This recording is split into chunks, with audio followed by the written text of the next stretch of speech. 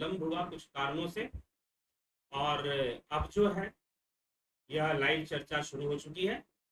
जुड़कर पूरा इसका लाभ उठाएं। तो चलिए, आज का जो विषय है उसका कोई शासक नहीं है, कोई लिंग भी नहीं है।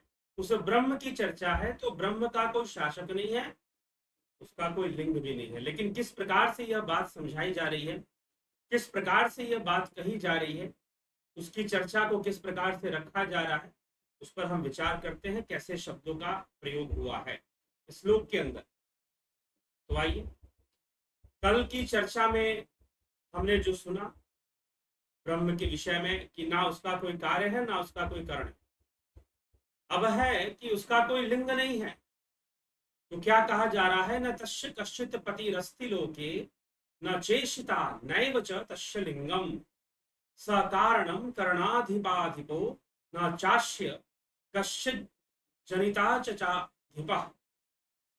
जग में कोई भी लोके कश्चित तस्य पति न अस्ति, कि उसका कोई पति नहीं है, उस ब्रह्म का कोई पति नहीं है। पति होने का मतलब उसका कोई रक्षक नहीं है, उसे रक्षक की कोई आवश्यकता भी नहीं है। पति होने का एक और अर्थ है कि उसका कोई शासक भी नहीं है, उसका कोई शासक भी नहीं है। तो यह भी समझना है कि उसका कोई शासक नहीं है। तो जगत में कोई भी उस परमात्मा का स्वामी नहीं है, उसका शासक नहीं है, और उसका चिन्ह विशेष अर्थात उसका कोई लिंग नहीं है। इसीलिए कहा जा रहा है लोके कश्चित तस्य पति न ईशिता च न च तस्य लिंगम न एव सह कारणम। उसका कोई कारण भी नहीं है, वह सबका परम कारण है, वह सबका परम कारण है, और समस्त कर्णों का अधिष्ठाताओं का भी अधिपति है। कर्णाधिपी अधिप अर्थात कर्ण अधिपा कर्ण अधिपा, मतलब कि जितने भी कर्णों के अधिष्ठाता हैं। कर्णों का अधिष्ठाता कौन होता है जानते हैं? कर्णों का अधिष्ठाता होता है जीव। कर्म करने में जो साधन है, कर्म करने में जो साधन है वह क्या है? इंद्रियां हैं, जिनसे कर्म हो पाना संभव है। तो कर्म हो पाना जिनसे संभव है वह क्या है? इंद्रियां हैं। तो कर्ण भी इंद्रियां हैं। तो इसीलिए उस ब्रह्म का कोई कार्य नहीं है, कोई कर्ण नहीं है। ये पहले ही चर्चा हो चुकी है, कल के चर्चा में यह हमने चर्चा कर दी है कि उस ब्रह्म का ना ही कोई कार्य है और ना ही कोई कर्ण है। ठीक, तो इसीलिए अब कहा जा रहा है कि वह उसका कोई कर्ण तो नहीं है, लेकिन कर्णों के जो अधिपति हैं। कर्ण का अधिपति कौन है? इन इंद्रियों पर किसका नियंत्रण होता है? इन इंद्रियों से प्राप्त होने वाले अनुभव किसको प्राप्त होते हैं? इन इंद्रियों से होने वाले कर्म किसके द्वारा किया जाता है? ज्ञान इंद्रियों से हम अनुभव प्राप्त करते हैं। तो ज्ञान इंद्रियों से होने वाला जो अनुभव है वह कौन अनुभव करता है? उसका अनुभव करता कौन है? तो उसका जो अनुभव करता है, ज्ञान इंद्रियों से होने वाले अनुभूति का जो अनुभव करता है वह कौन है? जीव है। दूसरा कि इन इंद्रियों से जो अनुभव हो रहा है, फिर जो कर्म हो रहा है, उन कर्मों का कर्ता कौन है? वह भी जीव है। उन कर्मों का कर्ता भी फिर जीव ही है। तो इसीलिए अधिपति, कर्णों का अधिपति कौन है? जीव है। तो वह यह कहा जा रहा है कर्णाधिपति कर्णाधिपति अधिपि अधिपा। इस प्रकार से क्यों लिखा जा रहा है? क्योंकि कर्णाधिपा अधिपा अर्थात जो कर्णों के अधिपति हैं वह उनका भी अधिपति है, वह उनका भी अधिष्ठाता है, वह उनका भी अध्यक्ष है, अर्थात वो संपूर्ण जीवों और देवताओं का भी अध्यक्ष है। तो उसका ना कोई शासक है, उसका कोई लिंग भी नहीं है, उसका कोई चिन्ह भी नहीं है। इसे न लिंगम, साफ साफ लिखा गया इस श्लोक में, न लिंगम, उसका कोई चिन्ह नहीं हो सकता, इसीलिए तस्य प्रतिमा नास्ति, उसकी कोई प्रतिमा भी नहीं हो सकती। उस ब्रह्म के लिए कहा जाए, ठीक। तो उस ब्रह्म की ना कोई उसका लिंग है, और ना ही उसकी कोई प्रतिमा है, और ना ही उसका कोई शासक है, ना ही उसका कोई अधिपति है, जबकि वो संपूर्ण कारणों का परम कारण है। कारण भी तो है ना, दूसरे कारण भी तो है, जैसे कि बुद्धि भी एक कारण है, अहंकार भी एक कारण है। तो वो समस्त कारणों का परम कारण है, और समस्त करणों का अधिपतियों का अधिपति है, समस्त करणों के अधिपतियों का भी अधिपति है। यह बात बताई जा रही है, ठीक। तो कोई भी ना तो इसको इसका जनक है, और ना ही, फिर क्या कहा जा रहा है, कर्णाधिपा अधिपः, समस्त कर्णों के अधिष्ठाताओं का भी अधिष्ठाता है। कोई भी ना तो इसका, अर्थात न चास्य कश्चित जनिता न च अधिपः, न च अधिपः, अर्थात जनिता, यहां पर एक शब्द का प्रयोग हुआ है, जनिता। जनिता मतलब जन्म देने वाला, अर्थात उसका कोई जनक नहीं है। जनक मतलब पिता भी होता है, ना उसकी कोई माता है, ना उसकी कोई पिता है, वही सबका परम पिता है, वह स्वयं ही सबका परम पिता है। तो ना उसकी कोई माता है, ना ही उसकी कोई पिता है, वही सबका परम पिता है। तो जगत में कोई भी उस परमात्मा का स्वामी नहीं, उसका शासक भी नहीं, और उसका चिन्ह विशेष भी नहीं। वह सबका परम कारण, समस्तों के अधिष्ठाताओं का भी अधिपति है। कोई भी न तो इसका जनक है, और ना ही इसका स्वामी है, मतलब इसको कोई पैदा करने वाला, इसको जन्म देने वाला ही इसका कोई स्वामी है, ठीक। ये आप इस विषय को समझिए।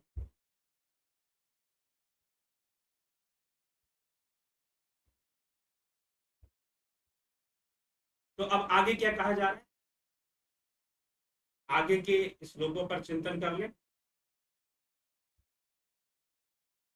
हाँ, तो आगे कह रहे हैं कि अब इसकी सृष्टि कैसी है, इसकी माया कैसी है। यस्तंतु नाभ एव तंतु भी प्रधान जय स्वभावतो देव एक स्वमा वृणोत सनो दद्धा ब्रह्माप्यम।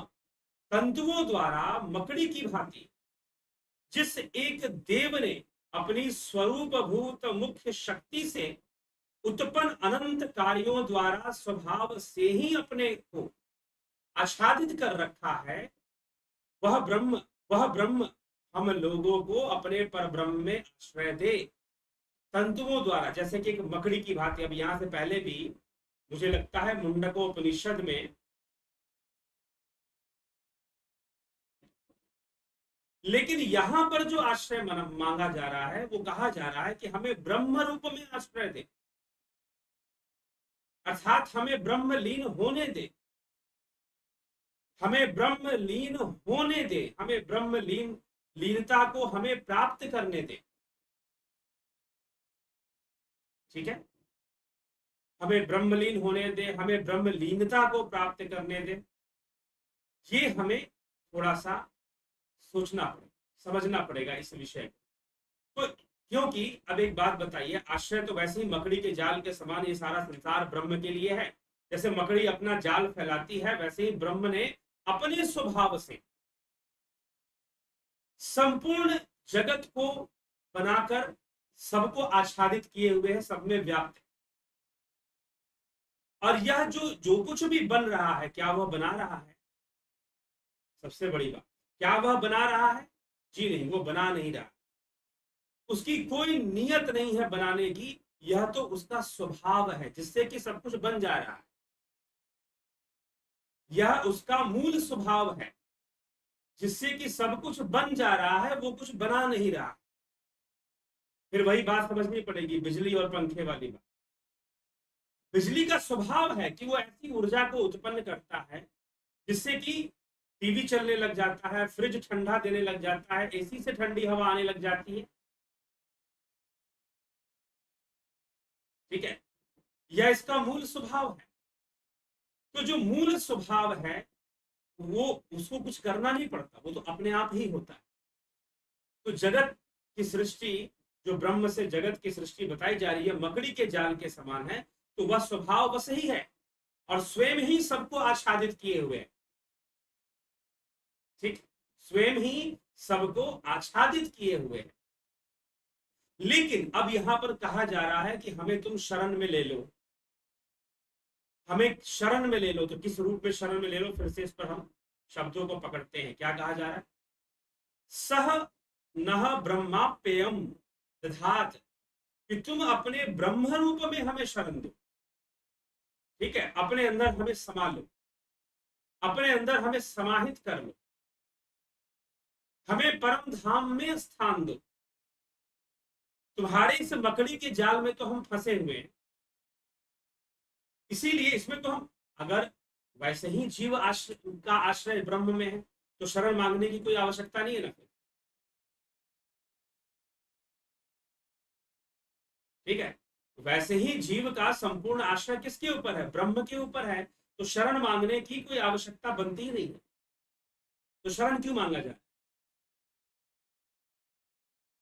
शरण उस मकड़ी के जाल से बाहर निकलकर उस ब्रह्म रूप में स्थिति प्राप्त करने के लिए शरण मांगा जा रहा है, कि हमें आप अपने ब्रह्म रूप में स्थान प्रदान करें, हमें आप अपने ब्रह्म रूप में स्थान प्रदान करें। ब्रह्मापयम दधात, ठीक, आप हमें ब्रह्म रूप में स्थान प्रदान करें, ना कि इस मकड़ी के जाल में भटकने के लिए हमें छोड़ दीजिए।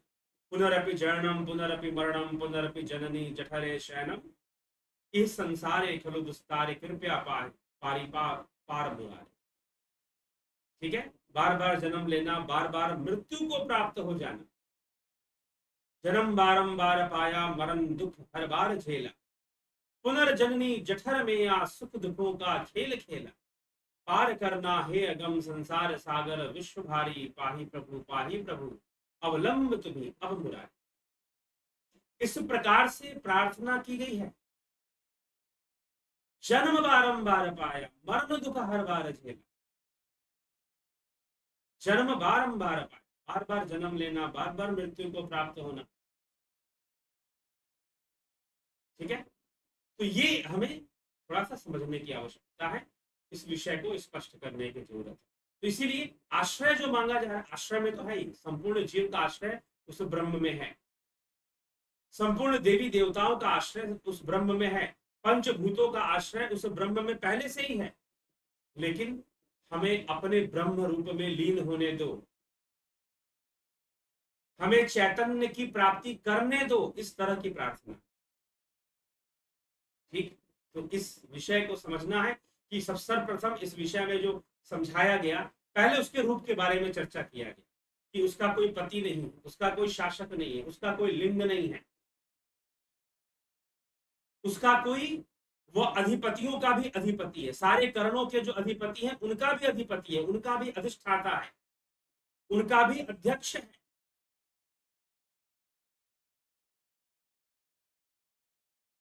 ठीक, उनका भी वो अध्यक्ष है, तो उनका भी अध्यक्ष है।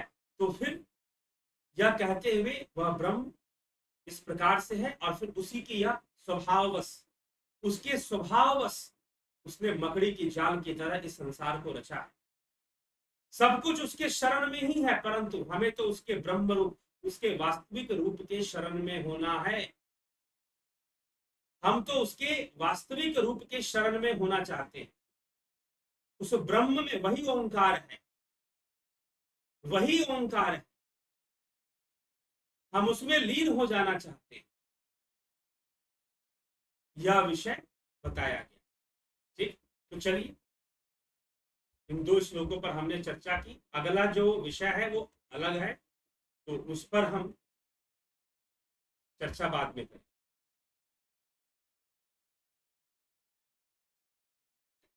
चलो, तो आपके टिप्पणियों को देख लें, कमेंट्स देख लें, कौन कौन इसने क्या क्या कमेंट किया है। तो विक्रम सिंह जी बहुत बहुत अभिनंदन है, माधुरी कोले जी, कन्हई कुमार जी, गंभीर शाह जी, उषा श्रीवास्तवा जी अभिनंदन है, सोमनाथ शिंदे जी, रॉक जे, अजीत किस्कू, अर्जुन चौहान जी, गौतम दास जी, अभिषेक कुमार जी, सरोज कृष्णानी जी, विमला शाह जी, अबानी प्रधान, पर जी ठाकुर, एस के मिन्हास मिन्हास, रोमेश चोपड़ा, राजू पाल, अनिल कुमार, गोपाल शर्मा, जगदीश भट्ट, राम निवास मीना, रूपलाल विश्वकर्मा, रमेश पेशवानी, चंद्रेश्वर पांडे, सविता नायक जी, ओम की महिमा सुनाए। जी हाँ, ब्रह्म की महिमा ओम की ही महिमा।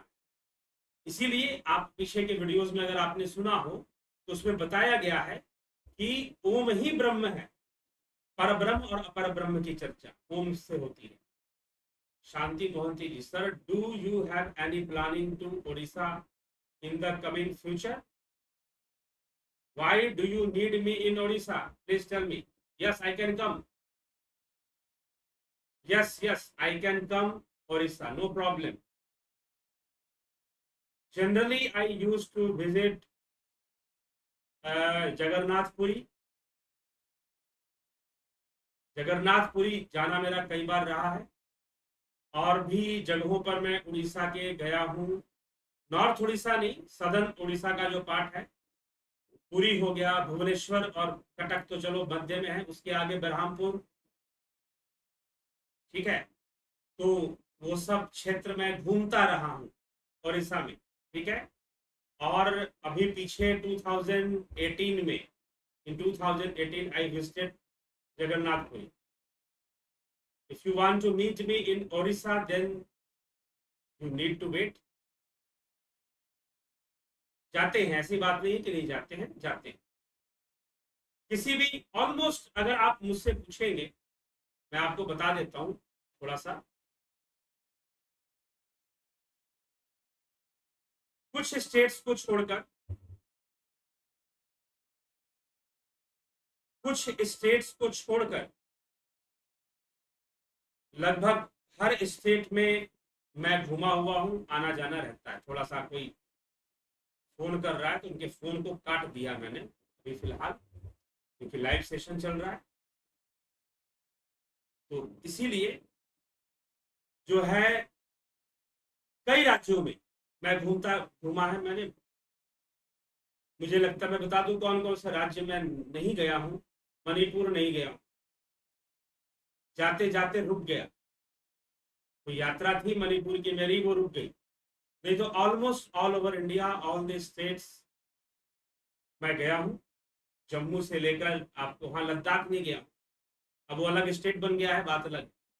तो कभी वहां भी चले जाएंगे जरूर।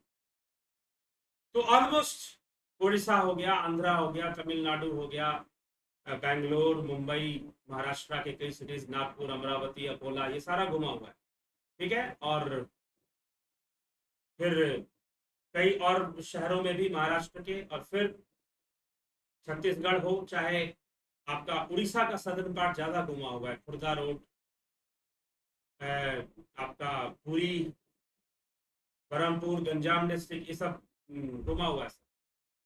तो कभी ये कहाँ, अभी तो कोई प्लान नहीं है उड़ीसा हम कब आएंगे, अभी कोई फिक्स प्लान नहीं है। आप कुछ बुलाना चाहे तो आ सकते हैं।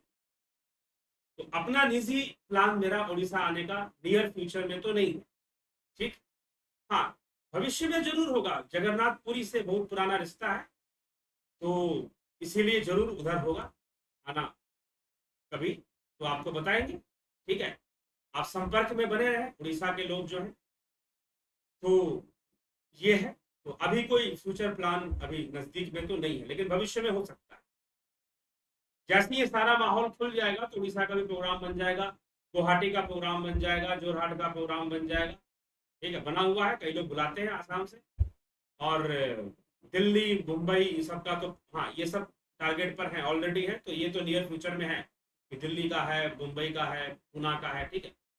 लेकिन उड़ीसा का अभी नहीं कह सकते। लेकिन ऐसा नहीं है कि नहीं जाते उड़ीसा, जाते हैं, जानते हैं, कई जगहों पर घूमे हैं, परिचित हैं कई स्थानों से। तो चलिए, योगेंद्र पंडित जी, ज्योति दत्ता जी, रूप सिंह खीचर जी, सतीश कुमार जी, पिंटू वासवा जी, उदय शंकर जी, विश्व यात्री जी, केशव पटेल जी, खिम सुनार जी, अमृतपाल सिंह जी। गुरु जी क्या ज्ञाता दृष्टा साक्षी ब्रह्म के गुण है? गुरु जी क्या ज्ञाता दृष्टा साक्षी ब्रह्म के गुण है? जी, ज्ञाता नहीं कह सकते, साक्षी। एक रूप में उसे साक्षी माना गया, इसलिए यहां पर भी श्वेतास्त्रो उपनिषद में भी उसे साक्षी कहा गया। ठीक है, वो आगे आगे अभी आएगा, कल की चर्चा में वो आपको मिलेगा, आज नहीं मिलेगा। कल की चर्चा जो है ब्रह्म के साक्षी भाव पर है। ठीक है, तो साक्षी रूप में माना गया, लेकिन ज्ञाता रूप में कहना उचित नहीं होगा, क्योंकि ज्ञाता होना एक भाव है, साक्षी होने में वो दृष्टा है। ठीक है, साक्षी होने में वो दृष्टा है, लेकिन वह खुद भावातीत है। तो ना तो उसमें सुख का भाव है, ना दुख का भाव है, ना लाभ का भाव है, ना हानि का भाव, ना दुख का भाव है, ना लाभ का भाव है, ना हानि का भाव। ठीक है, तो ये आपको समझना है। तो इसीलिए ज्ञाता कहना बहुत उचित नहीं होगा, साक्षी कहना उचित होगा। ज्ञाता शब्द का प्रयोग ब्रह्म के लिए बहुत, मुझे अभी तक तो नहीं मिला ब्रह्म के लिए, लेकिन कह सकते हैं सर्वज्ञाता है, ऐसा कहा जा सकता है, परंतु नहीं मिलता है। सर्वगत मिलता है, सर्वव्यापी मिलता है, सर्वभूत गुहाशय मिलता है। ठीक ना, तो ये सारी सर्वनिमित्त जो है, सर्वनिमित्त मिलता है कि सबका निमित्त वही है, सबको उसी के द्वारा सब कुछ हुआ है। तो ये सारी बातें मिलती हैं, लेकिन ज्ञाता शब्द ब्रह्म के लिए नहीं प्रयोग होता, क्योंकि ज्ञाता होना जीवत्व है। ज्ञान जीव का विषय है, ब्रह्म का विषय नहीं। और जिस दिन जीव ब्रह्मलीन होगा, ज्ञान रहेगा ही नहीं, क्योंकि ज्ञान होने की जो अवस्था है यह जीव की अवस्था है, यह ब्रह्म की अवस्था नहीं मानी गई। इसको महर्षि पतंजलि ने भी इस विषय को छेड़ा, क्योंकि ज्ञान होने के लिए चित्त का होना आवश्यक है, और चित्त एक कारण है। अभी हमने चर्चा किया ना कि उस ब्रह्म की इंद्रियां नहीं है, उसका कोई कार्य भी नहीं है, उसका कोई करण भी नहीं है। तो जब आप कहते हो ज्ञाता, तो ज्ञान होने के लिए करण का होना जरूरी है, चित्त का होना जरूरी है। ज्ञान कहां टिकेगा? ज्ञान चित्त में टिकेगा। ठीक है, तो ज्ञान होने के लिए करण का होना जरूरी है, और ब्रह्म का कोई करण नहीं होता, ब्रह्म का कोई कार्य नहीं होता, इसलिए ब्रह्म का कोई ज्ञान भी नहीं होता। ब्रह्म का कोई ज्ञान नहीं होता ऐसा नहीं, ब्रह्म के लिए कोई वस्तु ज्ञान की वस्तु नहीं है। ठीक है, ब्रह्म के लिए ज्ञान कोई विषय नहीं है, ज्ञान विषय है जीवों का, हम लोगों का विषय है। ज्ञान चित्त का विषय है, चित्त में ज्ञान रहेगा, और चित्त एक करण है, और ब्रह्म का कोई करण नहीं है। और जब कोई करण नहीं है तो ज्ञान होने का प्रश्न ही नहीं उठता। हाँ, साक्षी है वो, लेकिन ज्ञाता नहीं है। ज्ञाता आदमी हो सकता है, मनुष्य हो सकता है, जीव हो सकता है, योगी हो सकता है, साधक हो सकता है ज्ञाता। ठीक है, कई चीजों को जानने वाला, लेकिन वह जो ब्रह्म है वह ज्ञाता नहीं है, क्योंकि उसके लिए ज्ञाता होना और ज्ञाता नहीं होना कोई मायने नहीं रखता। ठीक है, अगर हम कहें कि वो सर्व ज्ञाता है, तो क्या वो अज्ञानी है? अगर वो ज्ञाता नहीं है तो क्या आप उसे अज्ञानी कहेंगे? जी नहीं। उसके लिए ज्ञाता होना और ना होना कोई मायने नहीं रखता, क्योंकि वो भावातीत अवस्था में, वह इंद्रियातीत अवस्था में, और ज्ञान का माध्यम इंद्रियां बनती हैं, स्थूल रूप से या सूक्ष्म रूप से। ठीक है, तो इसीलिए ब्रह्म को ज्ञाता नहीं कहा जाता और नहीं कहा गया है। तो इसको आप समझ लें और इस पर विचार करें। ठीक, तो यही विषय था जिस पर हमने आज चर्चा को लिया, और यह दो विषय कि ब्रह्म का कोई शासक नहीं, उसका कोई पति नहीं, उसका कोई स्वामी नहीं, उसका कोई लिंग नहीं, वो सबका अधिष्ठाता है, वो सभी कर्णों के जो अधिपति हैं, सभी कर्णों के अधिपति स्वयं जीव है, तो फिर उस जीव का भी अधिपति है वह ब्रह्म। तो ऐसे बताया गया, फिर उसकी सृष्टि को मकड़ी के जाल के समान बताया गया। तो हमें इस मकड़ी के जाल में नहीं रहना है, हमें इससे मुक्ति चाहिए और हमें ब्रह्म के स्वरूप में लीन होना है। ऐसी प्रार्थना फिर की गई।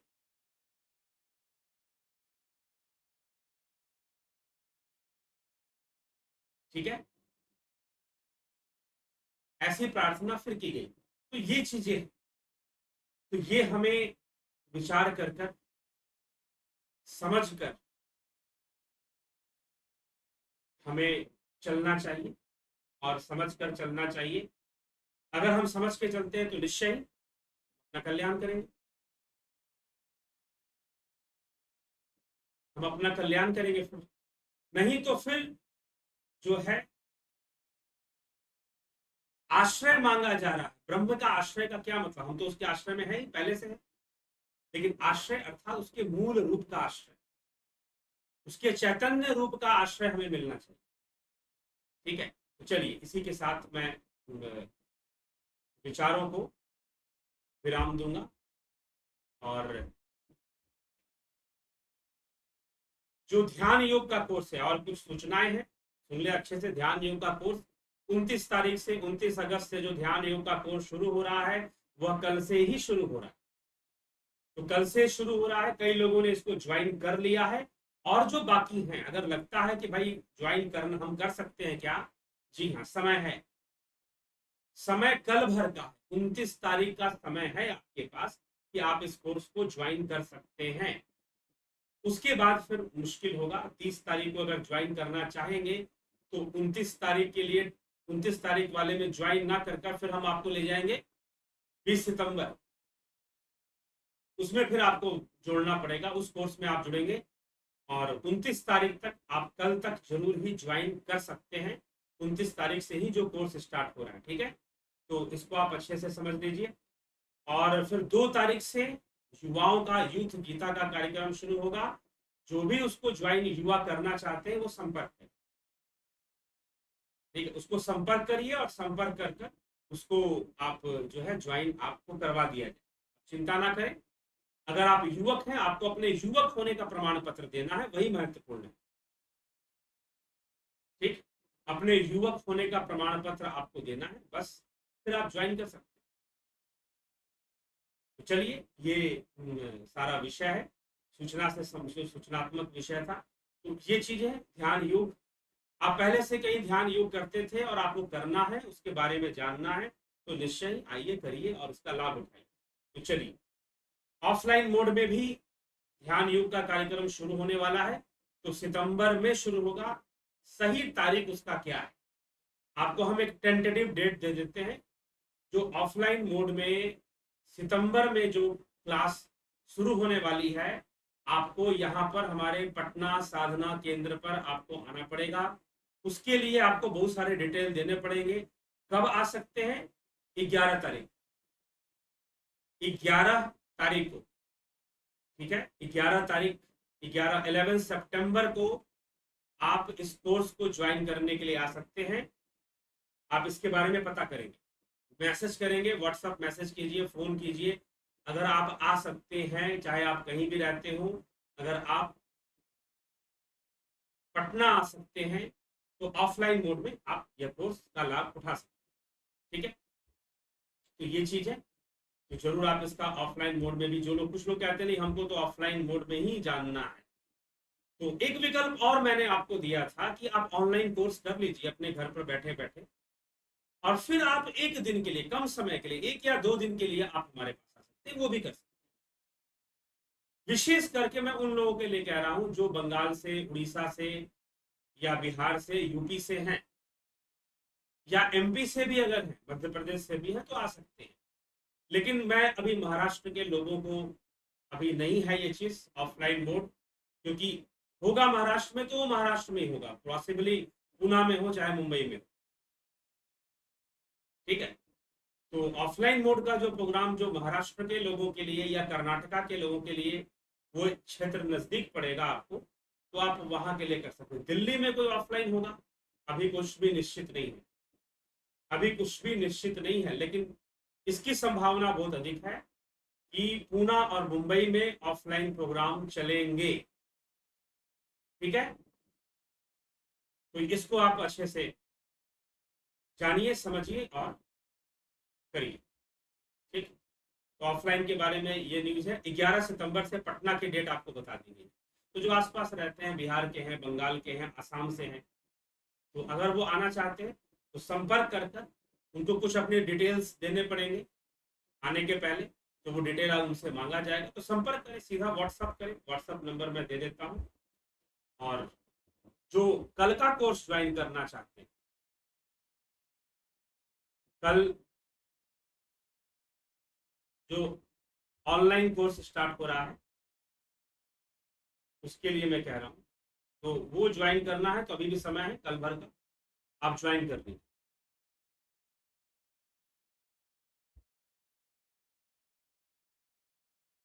ठीक है, ज्वाइन कर कर अवश्य उसका पूरा पूरा लाभ।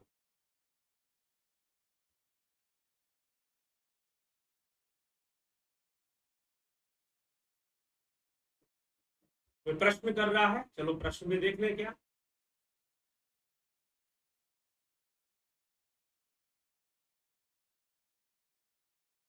तो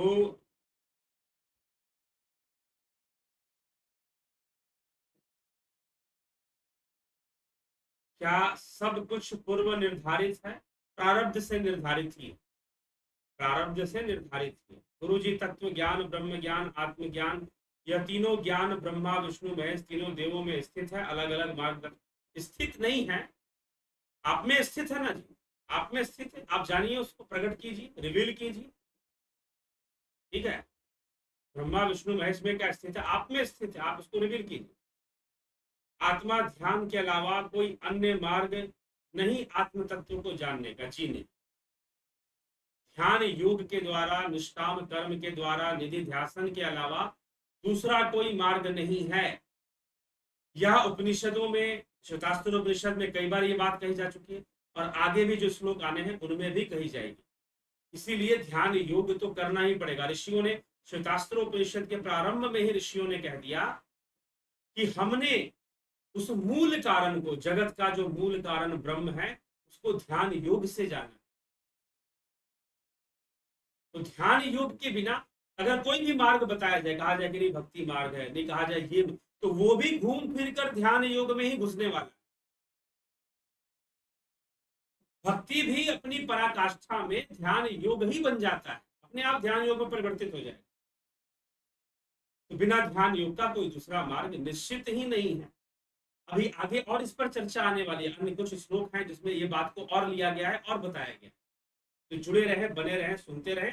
और कल से जिनको ऑनलाइन ध्यान योग का कोर्स ज्वाइन करना है, कल से ज्वाइन कर लीजिए, आप ज्वाइन कर सकते हैं। ठीक है, तो चलिए इसी के साथ विचारों को विराम देते हैं और इस सभा का भी विश्राम देते हैं। कल फिर 9 बजे हम लाइव चर्चा लेकर आएंगे और आप इसका लाभ उठाइए, जुड़िए, शेयर कीजिए, सब्सक्राइब कीजिए। बहुत